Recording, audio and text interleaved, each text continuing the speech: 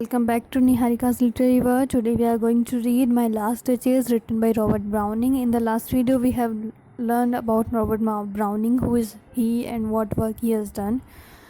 So this is his dramatic lyric which he has written. It is also a dramatic monologue published in 1842. So in this poem, My Last Duchess, let's begin it.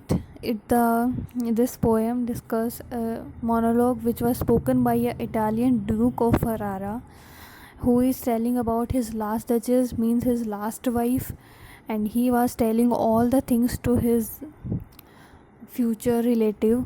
He was going to be marrying a second girl. So let's begin the poem.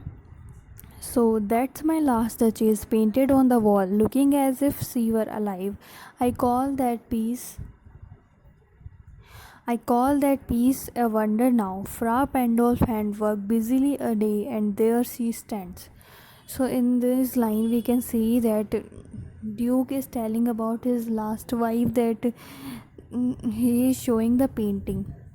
The Duke has a very nice collection of paintings and statues, and he is showing the painting of last duchess to that count, who was a relative of that person whose daughter he was going to marry.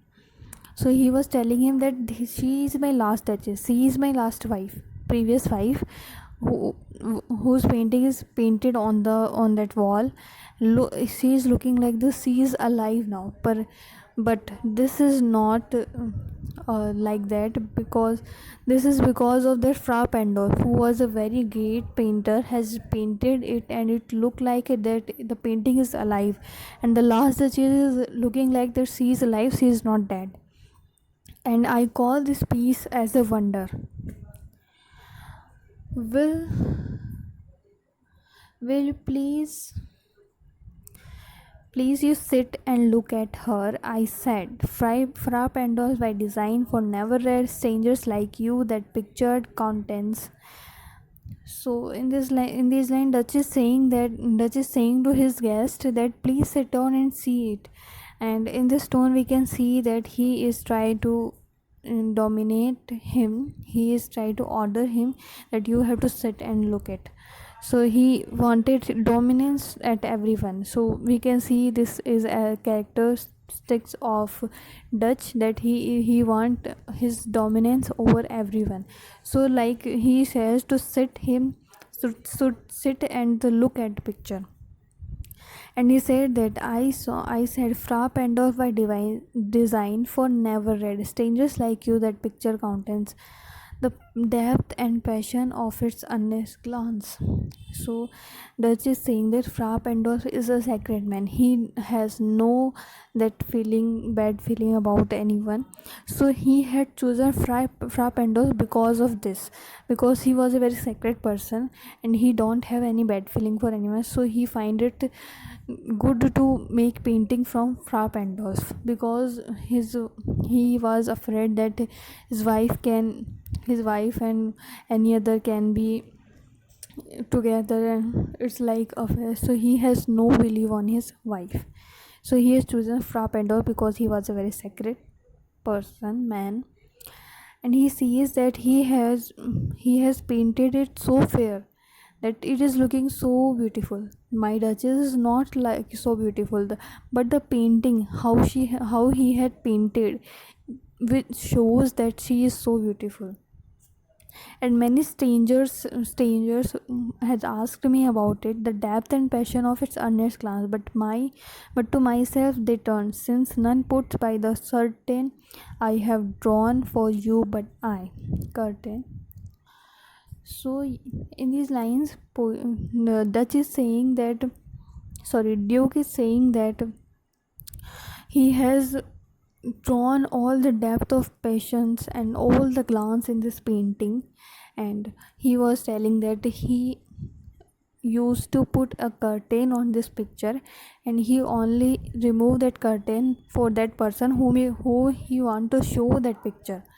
So I have removed this curtain for you to see who is my last duchess, who is my last wife, because I am going to marry the another girl who was his relative. So I am showing you, and there was always a curtain around this picture, and I removed that curtain. No one has the authority to remove this curtain. I removed it, and today I have removed it for you to see. And seemed as they would ask me if they durst, how such a glance came there. So not the first are you to turn and ask her, sir, it was not her husband's presence only called that spot of joy into the duchess' cheek. So in this line, Duke is saying that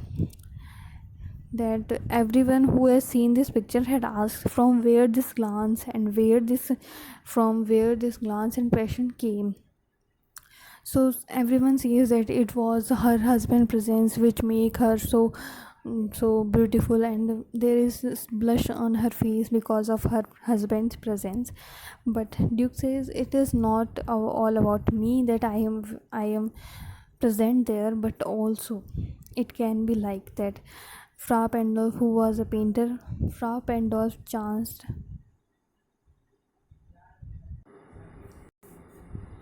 Fra Pandolf chanced to say, her mental lapse over my lady's wrist too much, and pain too much never hope to reproduce the faint half blush that dies along her thought.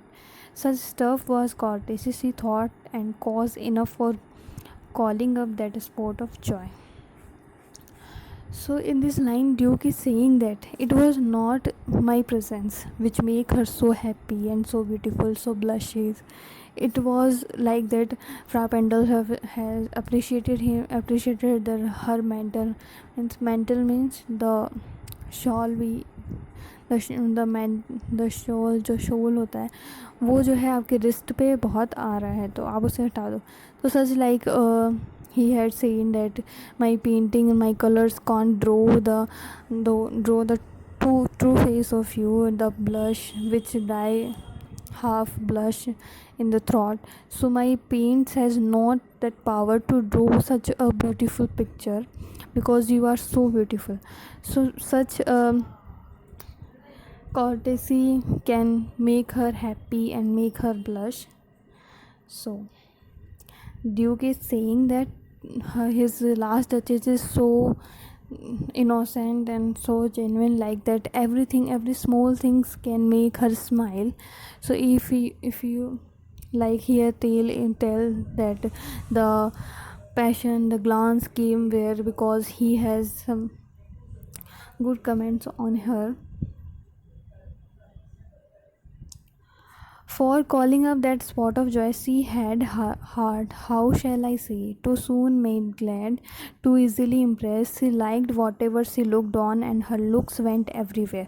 So Duke is saying that his last wife is so like she is too easily impressed, because everything which she looked and everything which she had, she was always happy with. If you give her a flower and if you give her necklace of diamond, they both give her equal happiness. She will happy to have such a flower or happy to have such a necklace. Equal happiness she had for all things. So she is too easily impressed, and she looked everywhere, and her eyes goes everywhere, and she was very happy to see everything. Sir, it was all one my favor at her breast, the dropping of the daylight in the west, the bough of cherries some officious fool broke in the orchard for her, the white mule she rode with round the terrace, all and each would draw for her alike the approving speech or blush. At least she thanked men good. So the Duke is telling that if I gave her a necklace, or she was happy.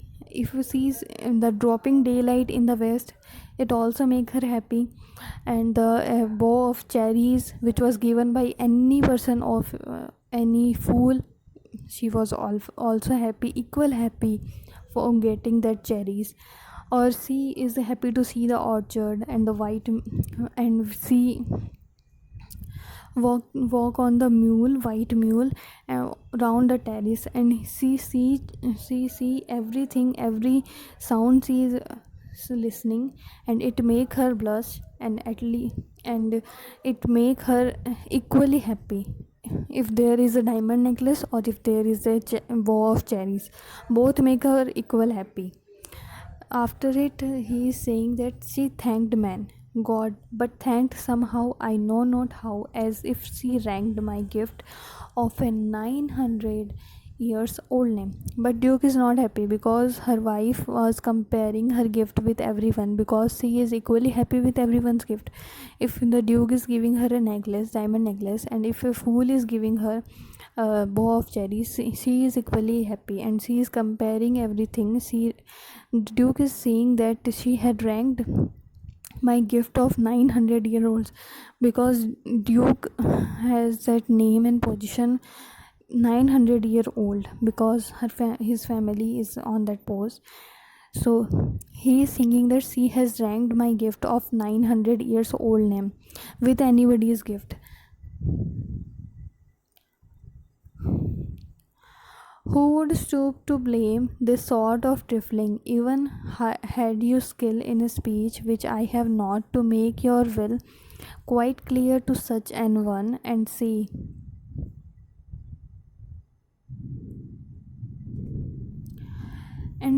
just this or that in you disgust me, here you miss, or there exceed the mark.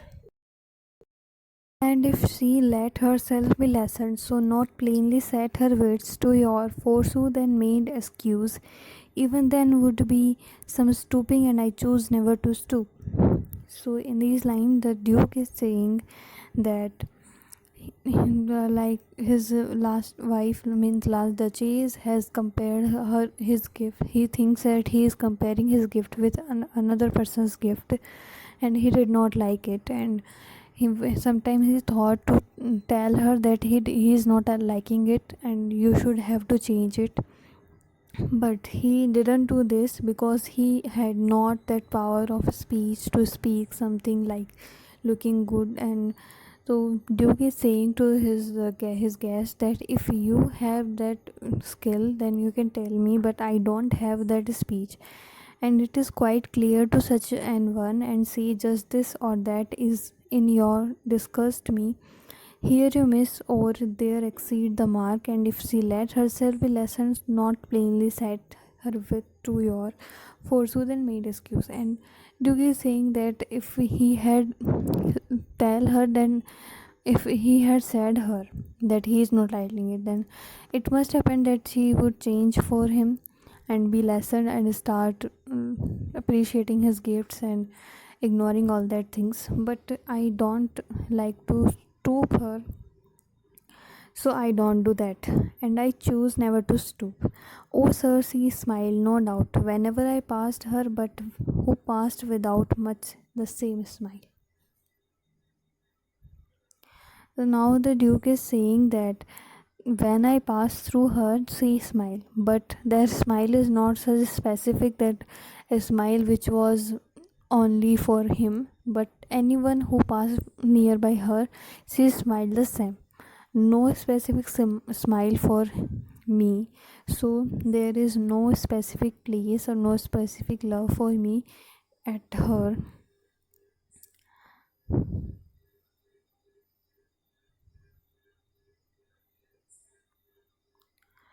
So next, this grew, I give commands, then all smiles stopped together. There she stands as if alive. Will you please rise? So here the Duke is saying that I don't like all this, and one day I have given a command to my commanders, and at last all smile are stopped. We can see here that all smiles stopped means he had ordered to kill her.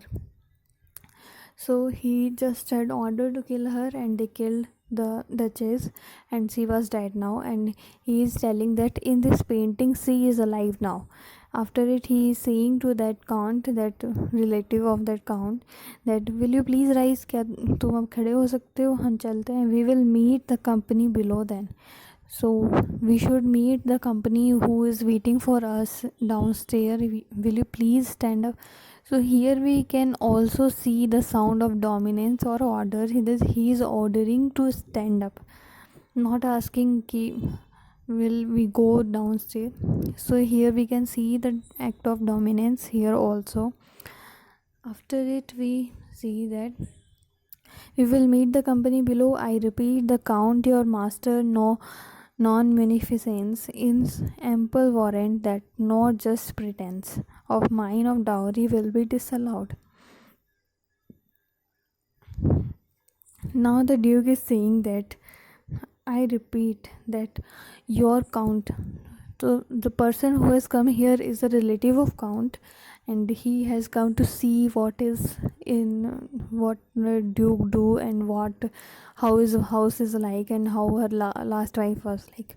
So he was saying, duke was saying to him that your count is such a kind person, munificence, and I know that he is not that kind of person who will disallow my will of dowry. So his fair daughter, so his fair daughter's self, as I avowed at his staring, is my object. After it, duke says that I don't want the dowry. I only want the daughter which he is given to me. So in this line we can listen the sound that he wanted the dowry, but he is not saying it plainly or directly to him, but he wanted a dowry. But he says it specifically that he know that his count is very kind, and he will not disallow his wish of dowry, but I only want his daughter which I am going to marry. So these are lines spoken very plainly, but in behind he was saying that he wanted dowry. Now we will go together down. After it, duke is saying that we will go together down. So notice Neptune, though tending a seahorse through thought a rarity, which cross of Innsbruck cast in bronze for me. After it, when they are going to downstairs, the duke says to him that look at the statue of Neptune, which Innsbruck has made for me from the bronze. So Innsbruck is also a great artist, and he had made that statue for the duke. And the statue is like that Neptune is tending the seahorse, and so Neptune is tending the seahorse. It also show the picture of dominance, which also the duke is showing there, that he want to control everyone, and he is giving the picture of his last duchess. So count relative is also saying that how kind of person is duke is. So duke only wants his dominance over everybody. So here the poem ends. So let's begin some key points of it. So as we know that Robert Browning is a Victorian age poet, and he is a master of dramatic monologue, and he married Elizabeth Barrett. So this poem, My Last Duchess, is published in 1842. As I said in the starting, it is a dramatic lyric. So it is a monologue spoken by an Italian duke of ancient lineage, a widower, to the confidential agent of a count whose daughter he proposes to make his second duchess. After it, we can see that the poem gets source in the Alfonso II story of Este family. He has wedded his first wife, daughter of Duke of Florence, Lucrezia, and after her death, he is going to marry another girl who was the daughter of Count of Troyes. Name is Barbara. And the poem owns his origin from Shakespeare's A Winter's Tale. And if we see the poem, what the story is tell in the poem is, the poem tells the story of possessiveness and consequent murder. As we have seen that Duke has ordered his commander to kill the Duchess because he is not liking her behavior, because she is very easily to impress. She was impressed with every small things. If a fool give her a bow of cherries, she is equal happy if she has got a diamond necklace. After it, we can see at a duke possessive passion for collecting object of beauty. At the starting, we have seen that he has taken his guest to that painting gallery. So we can see that there are some best collection of object which he had collected there. His sense of refinement and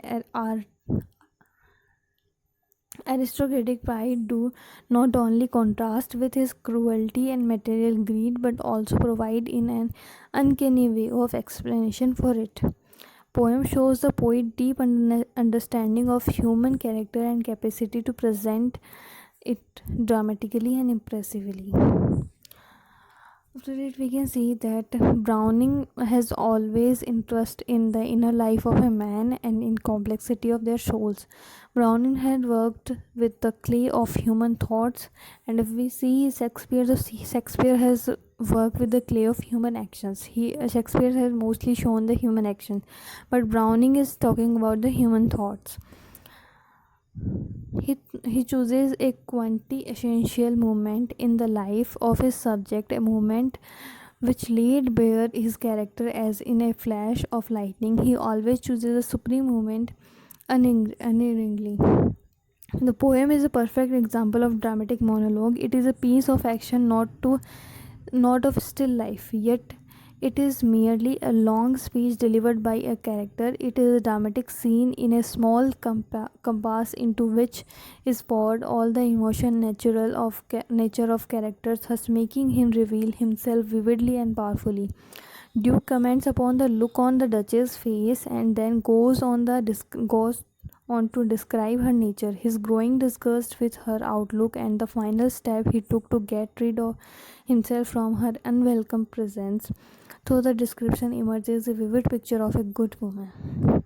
So this is all about the poem. If we go through the character of the Duchess, so she was very innocent, look world people essentially good, find beauty in everything what she saw gave her joy, earnest and impassioned by nature, had a smile for everyone, esteemed the beauty of the sky, the glory of nature, and the charm of animals.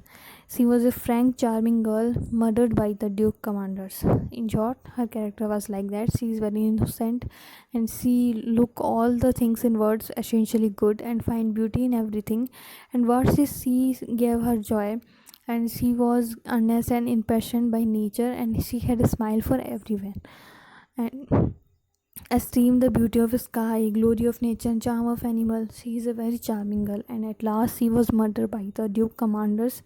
She has not known her fate, that what is Duke thinking about. And if we see the Duke characters, the Duke is extremely possessive person, suspicious nature, authoritative and domineering nature. We have seen some example of dominance in this poem, that in starting he is tried to dominating his guest also.